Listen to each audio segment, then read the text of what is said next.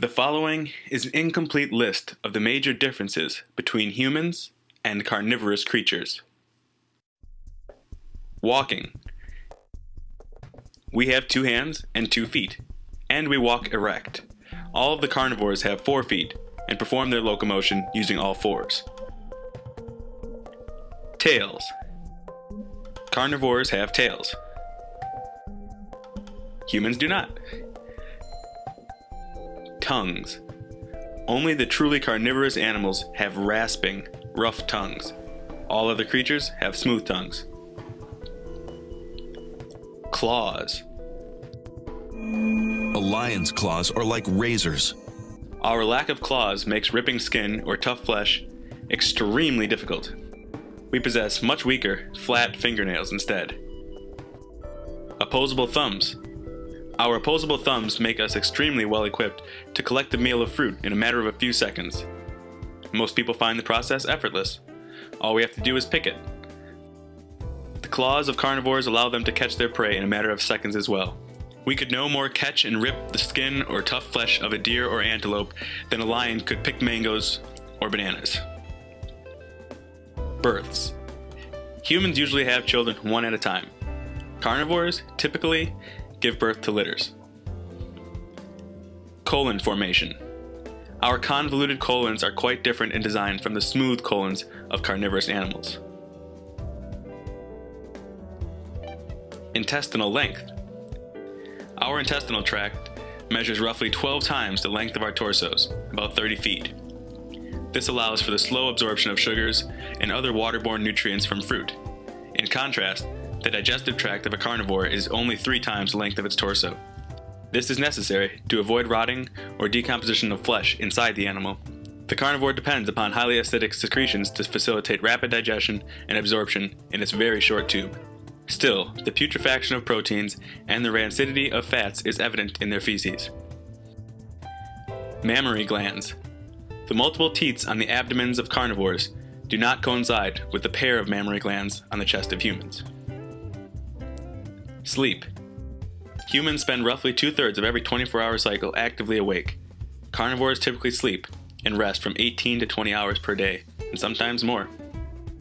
Microbial tolerance. Most carnivores can digest microbes that would be deadly for humans, such as those that cause botulism. Perspiration. Humans sweat from pores in their entire body. Carnivores sweat from the tongue only. Vision. Our sense of vision responds to the full spectrum of color, making it possible to distinguish ripe from unripe fruit at a distance. Meat eaters do not typically see in full color. Drinking. Should we need to drink water, we can suck it with our lips, but we cannot lap it up. Carnivores' tongues protrude outward so they can lap water when they need to drink. Vitamin C. Carnivores manufacture their own vitamin C. For us, vitamin C is an essential nutrient that we must get from our food. Jaw movement. Our ability to grind our food is unique to plant eaters. Meat eaters have no lateral movement in their jaws. Teeth. The molars of carnivores are pointed and sharp. Ours are primarily flat, for mashing food. Our quote-unquote canine teeth bear no resemblance to true fangs, nor do we have a mouth full of them, as a true carnivore does. I am reminded of one of Abraham Lincoln's favorite retorts. If you counted a sheep's tail as a leg, how many legs would it have? Invariably, people would answer 5. To which Lincoln would respond, only 4. Counting the tail as a leg does not make it one. Tolerance for fat. We do not handle more than small quantities of fat well. Meat eaters thrive on a high-fat diet. Saliva and urine pH. All of the plant-eating creatures, including healthy humans, maintain alkaline saliva and urine most of the time. The saliva and urine of meat-eating animals, however, is highly acidic. Stomach acid pH.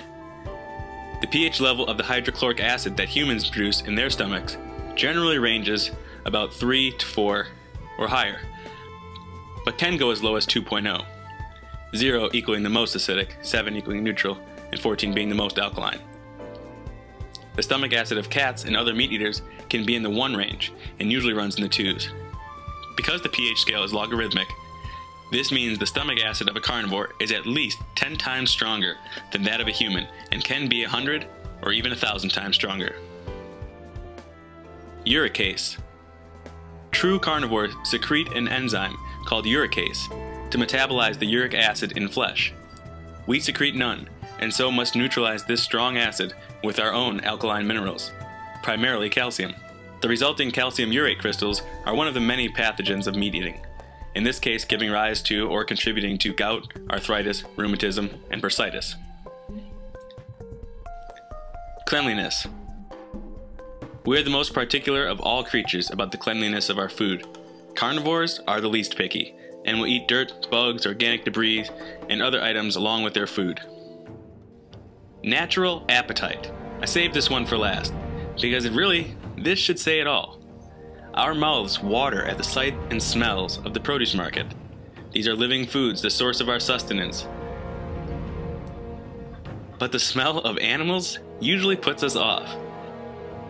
Carnivores' mouths water at the sight of prey, and they react to the smell of animals as though they sense food. Our anatomy, physiology, biochemistry, and psychology all indicate that we are not carnivores.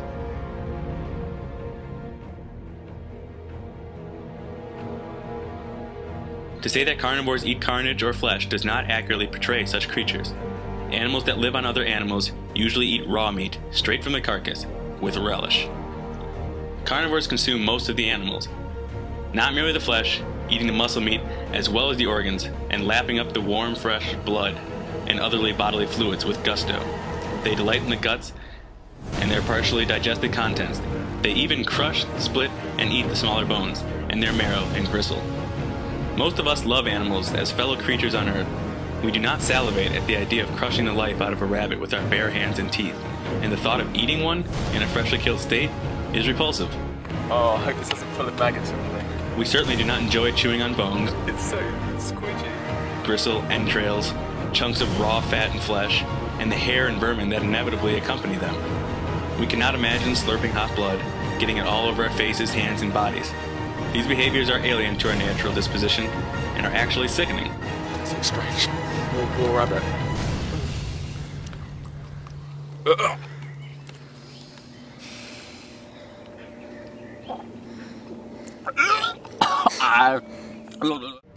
It's alright. It's alright. You were never designed to eat them in the first place.